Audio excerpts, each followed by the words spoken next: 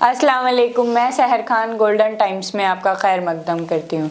इस्लाम की बुनियाद ही इल्म पर रखी गई है। कुरान करीम की पहली वही इकरा से ये पैगाम साफ हो जाता है कि इंसान की कामयाबी, उसकी तरक्की और समाज की बेहतरी का रास्ता तालीम से होकर गुजरता है।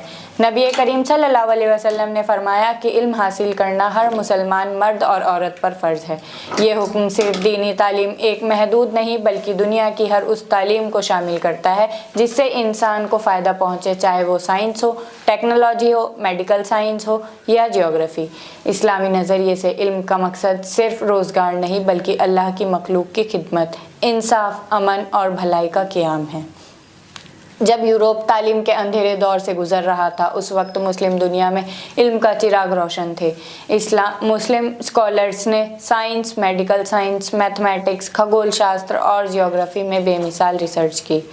इब्न सीना ने किताब अल कानून फिर तिब सदियों तक यूरोप में यूनिवर्सिटी में पढ़ाई जाती रही।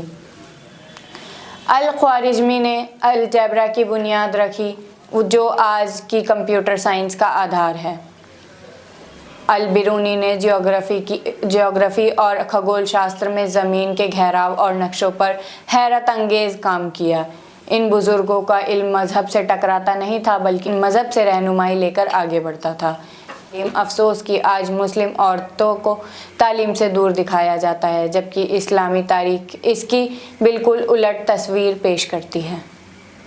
फ़ातिमा अल-फ़िहरी ने 859 ई में करवियन यूनिवर्सिटी कायम की, जिसे आज दुनिया की सबसे पुरानी यूनिवर्सिटी माना जाता है। ये यूनिवर्सिटी सिर्फ दीनी नहीं बल्कि साइंस, मेडिकल साइंस और जियोग्राफी की पढ़ाई का भी बड़ा मरकज़ थी। आयशा बिन्त अबू बकर रज़ी अल्लाहु अन्हा सिर्फ उम्मुल मोमिनीन नहीं थी बल्कि हदीस, फ़िक़्ह और समाजी मसाइल पर बड़ी रिसर्च रखने वाली आलिमा थी। बड़े बड़े साहबी उनसे इल्म हासिल करते थे। इस्लामी दौर में कई मुस्लिम ख़वातीन नर्सिंग, मेडिकल खिदमत और समाजी भलाई के कामों में आगे रहीं। जंगों में ज़ख्मियों का इलाज करना, दवाइयों की तैयारी और तिब्बी तजुर्बात, ये सब काम औरतों ने अंजाम दिए। अगर ये कहा जाए कि इस्लाम ने ही दुनिया को नर्सिंग की तालीम दी तो ये गलत नहीं होगा। इस्लाम में साइंस को कुफ्र या गुनाह नहीं समझा गया बल्कि अल्लाह की कुदरत को समझने का ज़रिया माना गया।